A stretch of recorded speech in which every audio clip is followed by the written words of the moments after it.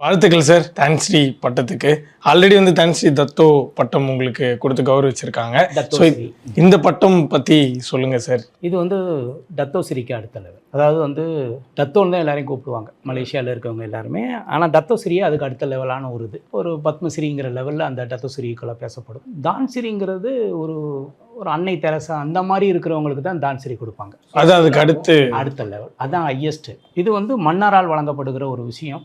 மன்னர் எப்படி இதை தேர்ந்தெடுக்கிறாங்க அப்படின்னா, மக்கள் சேவை, பொதுநல தொண்டு, இந்த மாதிரி ஒரு 10-15 காரணங்கள் இருக்குது. மக்களுக்கு எந்த விதத்தில் சேவை செஞ்சுட்டு இருக்காங்க, உண்மையாலுமே இந்த உலகத்துக்கு இவரனால என்ன பயன் அப்படிங்கிற மாதிரி. நம்ம வந்து டத்தோஸ்ரீ வாங்கும்போதே நம்ம நினச்சோம் இந்த இலக்கை நிச்சயமாக அடையணும், அதுக்கு தேவை என்ன இருக்கோ அதை செய்யணும் அப்படிங்கிற லெவலில்.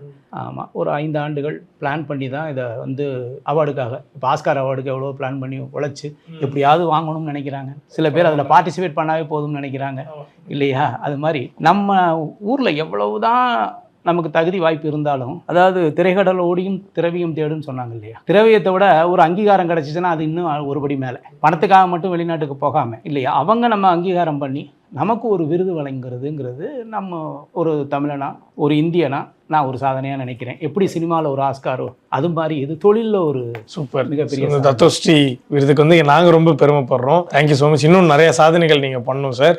டான்ஸ்ரீ